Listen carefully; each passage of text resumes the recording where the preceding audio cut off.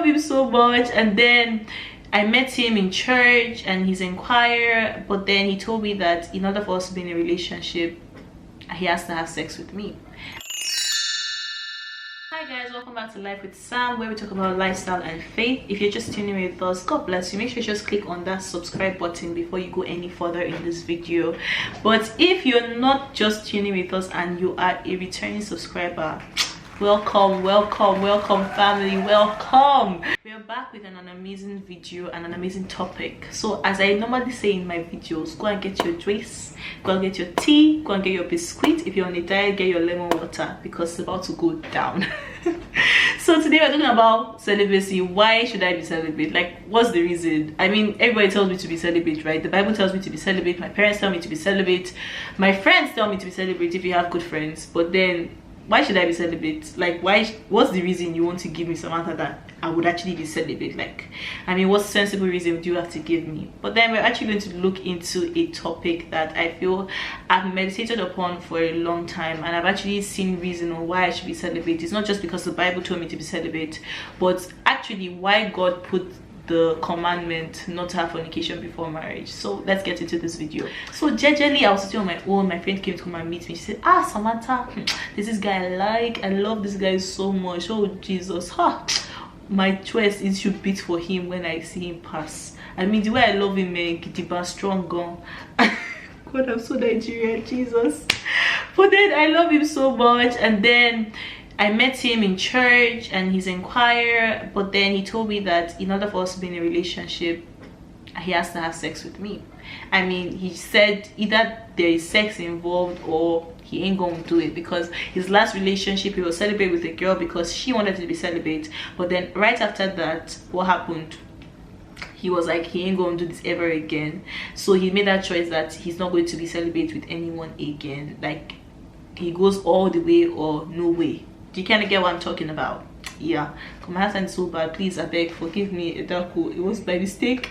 But then what that story made me realize is that this guy was being celibate because he claimed, yeah, he loved the girl, but then he wasn't doing it because God asked him to do it. He was doing it because of the girl, because of the relationship, right? So when the whole relationship ended, he didn't see the reason to do that, to be celibate again, where that becomes a problem. If your reason to be celibate is because of a person, like let's say you're not normally you're someone that would be sexually active, but then you're in a relationship with a Christian girl or a girl that says that she needs to be celibate, like she can't just have sex, or you're in a relationship with a guy that is like, oh, I want to be celibate, I can't have sex until marriage, and that's the reason why you do it, you're even in a very big load of trouble, because your reason is not because of Christ. And if you do end up getting married with that person, according to my previous video which I spoke about, which is the whole virginity thing, you're going to lord it over that person that, you see, I kept myself for you, I'm going to do this for you. You would say to yourself that, oh, I did all these things for this person, so once that person makes a mistake or they do something, you lord it over them. So that's even a very big problem. But that's not even the point I want to bring out.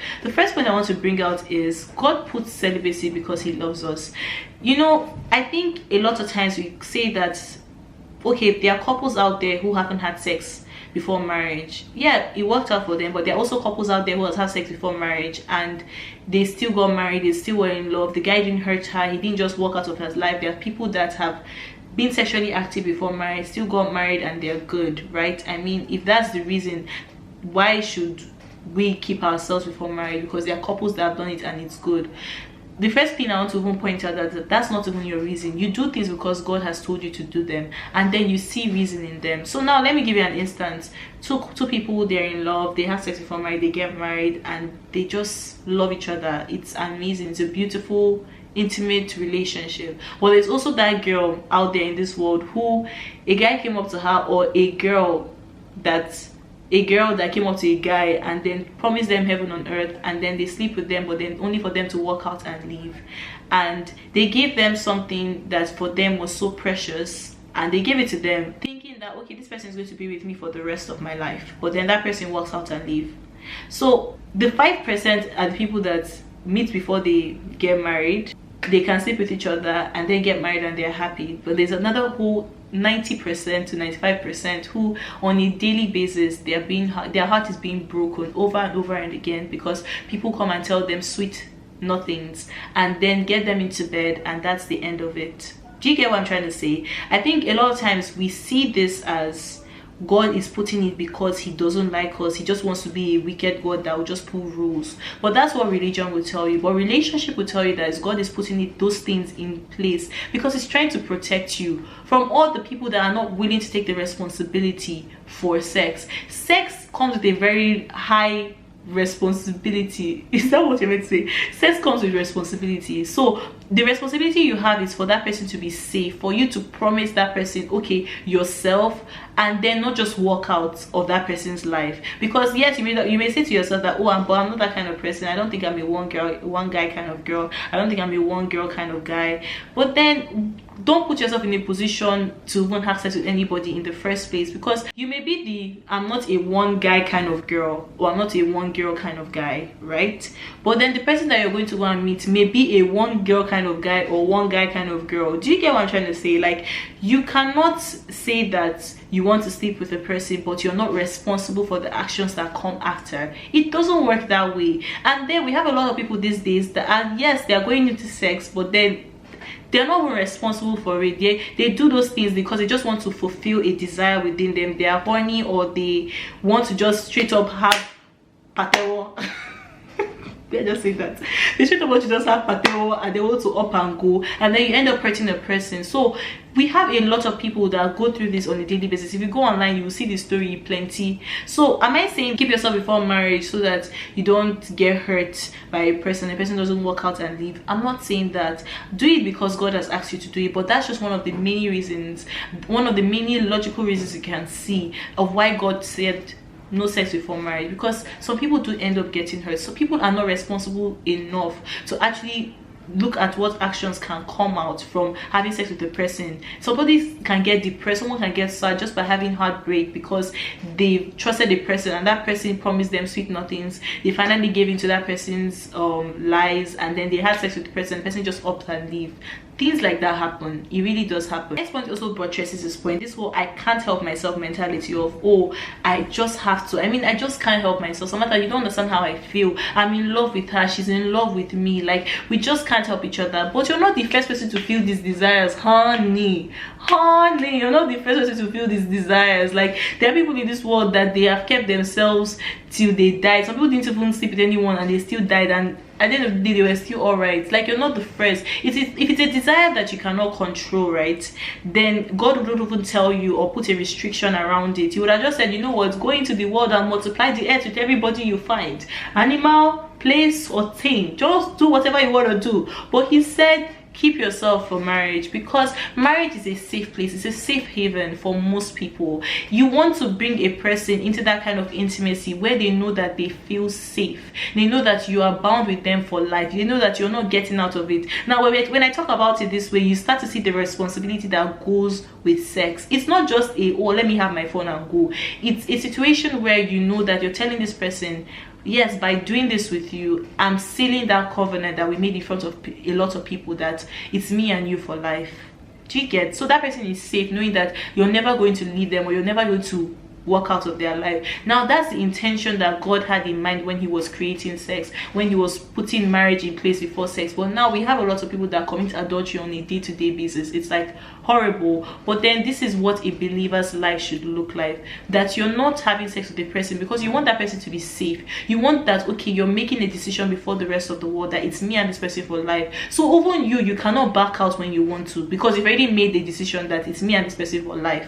Do you kind of get what I'm talking about? Yeah. So the next point I want to bring out is sex clouds your judgment. Or even not just even sex, I mean thinking about all these emotional things, like in the sense all the sweet words that the person says. When the person is just saying sweet words and they're touching you like this, they're just caressing your hair, all of a sudden the bad characters, the bad traits, everything that you know that is bad about that person, you will not see. But when the hormones, when the chemicals die down, you can start to say, ah, is it the same person that was saying that they loved me? Is it the same person that they did da? You just start noticing all those things that you never noticed because you were high on hormones and you were high on chemicals. Yeah, according to your brain. I forgot the name of that chemical. I'll put the name if I remember. I think serotonin. Yeah, I think so. But you were high on that, and then all of a sudden you now realize that this person isn't what they said they were, or you notice bad character traits, and then you're like, how did I get myself in any kind of problem? Like, you just start to notice all these things. Most times people actually don't know how to make clear, logical decisions about the person that they should spend the rest of their lives, because all they've thought about is, oh, the way he touches me, and nobody can touch me like that. And that's just a lie, because you're actually just high on, as I said, chemicals in your brain. So when that wears out, you start to see the person's traits, and then you get heartbroken because you never really expected this person to do this kind of things to you, and you're like, how did I get myself in this place in the first place? But if you are actually taking time to know this person, to actually know this person before you started going into sex with this person, or before you started doing things that you shouldn't have done with this person, you wouldn't find yourself in that position in the first place. You wouldn't find yourself being heartbroken because you gave yourself to a person too early without knowing them. So that's also a factor for you to look into. So I think that this is majorly what my video is about today, because I just want to tell you that, look, it's possible for you to keep yourself before marriage. People that tell you that it's not possible, it is actually possible. You can say you love somebody, die. Oh my god, I love her, die. I can't help it because I love him, die. I just want to make him happy. But the Bible says that love is patient. If you're walking in God's love, then you'll be patient enough to put that person in a place where they are safe, in the confinement of marriage, for them to actually give themselves to you, and for you to give themselves to them. Can I say it? But I shall hope that this video did bless somebody. I shall hope that it solidifies a person's reason on why they should wait before marriage, because trust me, last you will do it. If you're waiting, how many years? If you're watching this video, maybe 10 years before you get married, and so some people are saying, go for P, I rebuke that in Jesus' name. Mine is in 5 years. See, whatever years you want to put is your business, but all I'm just saying is that wait. The wait is actually good. The wait is out of love. It's not out of religion, it is out of love. So you wait out of love for the other party, making sure that they are safe in the place of marriage, not because God just said that you should do it, not because of religion, because the Bible tells us love as you have been loved. So God expects that you love people unconditionally. And what's the blueprint for love? 1 Corinthians 13, I'll put that verse right there for you. Love is patient, love is kind, love is selfless. So you're not just thinking about yourself, you're thinking about that person. Okay, how do I selflessly love this person? I put that covenant of marriage. We get into marriage, and that's when that person can safely give themselves to me. So yeah, I hope this video did bless somebody. If you did learn something, please comment down below what you learned. Make sure you subscribe. If you haven't subscribed, you'll be blessed. You'll be watching my channel back to back, and you still not subscribe. Are you not just a wicked somebody? But really, that's not what I'm trying to say. But what I'm trying to say is that do subscribe so you're notified when I post something, and make sure you click on that bell button so that every single time I post, you can see it and you can be the first to watch it and get the gist. Make sure you share with other people, like this video and share with others. Bless you, and have a blessed day and a blessed week. God bless you, and mwah, have a blessed week.